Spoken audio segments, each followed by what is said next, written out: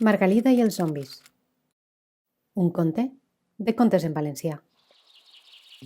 Al matí següent, Margalida, amb les expectatives justetes després d'haver vist tants experiments fracassar, baixa al menjador. Sa mare està emprenyada perquè se n'ana del llum i el menjar de la nevera es farà malbé. «Ai, Margalida, quin desastre! Se n'ha anat la llum de tot el poble.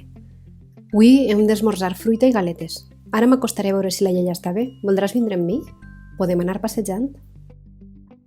I tant que vol anar Margalida amb la seva mare no zombi a veure la seva iaia. Caminar amb sa mare, la de veritat, pel carrer se li fa molt estrany. Es creuen amb molta gent, que les saluda i es para a comentar la jugada. Al principi de la conversa pareixen molestos, però després sempre acaben rient i dient que tampoc s'està tan malament sense tantes distraccions. 10 minuts després d'haver eixit al carrer, la mare ja té 3 plans per fer amb amigues del barri aquella setmana. Està molt contenta d'haver retrobat alguna gent. «Quin dia més bo que fa, Margalida? Ai, mira, tens una papallona al cap!» Quan arriben a casa la iaia, l'electricitat ja ha tornat, així que la iaia s'ofereix a fer unes natilles, que a Margalida li encanten. La mare no ha portat el carregador de la pantalleta, així que segur que no es tornarà zombi, almenys fins que tornen a casa. I la iaia està tan contenta de tindre-les allà que ni se'n recorda de la seva pantalleta. De camí de tornada ja es veu algun zombi pel camí, però encara troben a gent que les saluda i parlen del bon dia que ha fet i de què bé que senta desconnectar de tant en tant. Margalida i la papallona veuen els veïns que s'abracen, xiquetes i xiquets que juguen a futbol i a amagar-se, i somriuen perquè saben que ho han fet elles, això.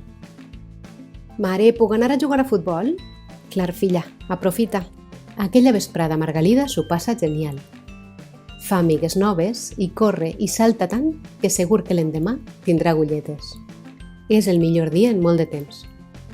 Però quan torna a casa, es troba sa mare amb la cara blava i lliscant amb el dit la pantalleta una altra vegada.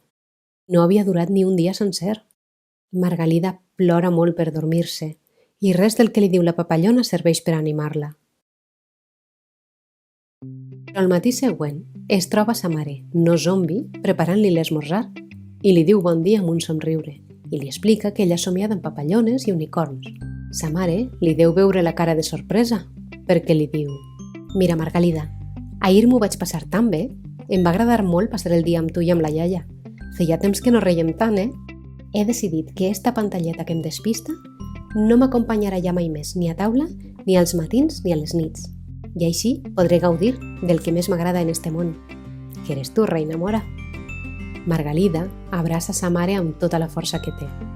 Potser després de tot, sembla que la missió sí que ha funcionat. De camí a l'escola, torna a veure el carrer ple de zombis xiquets i adults. Però no passa res, com a mínim ja no té zombis a casa. Encara que és una llàstima no poder seguir jugant a futbol amb les seues amigues. Encara no havia acabat de pensar-ho que va sentir que la cridaven. «Ei, Margalida! Què tal? Fem el desempat a l'hora del pati?» Marc i Marcela crec que seran baixa. Aina assenyala els 2 bessons zombis, però Laia, Laura i Ahmed diuen que han estat practicant. «Molt hauran de practicar si volen guanyar-nos, no?» Riu Margalida. Ja podem practicar ja, que per guanyar-nos a nosaltres faran falta moltes hores». La papallona observa com Margalida entra a classe acompanyada de la seva amiga Aina, entre rialles i bromes. El col·legi té un altre aspecte. Encara hi ha alguns zombis, però sembla que unes horetes de desconnexió van servir per a recordar a algunes xiquetes i xiquets, i uns quants adults, que hi ha vida més enllà de les pantalles. «Jo ja no faig falta així», diu la papallona ben satisfeta, i se'n va volant, admirant les partides de futbol, els acudits a la sala de professors i els ulls ben oberts dels qui per fi caminen mirant per a on van.